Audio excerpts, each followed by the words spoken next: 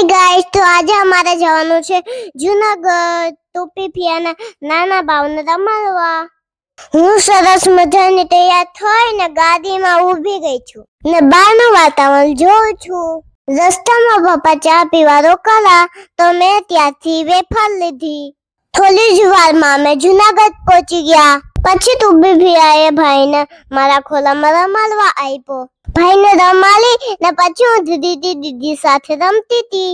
ના બાજુમાં ઘેટા બકરા આવ્યા છે તો હું એને રમાડવા ગઈ.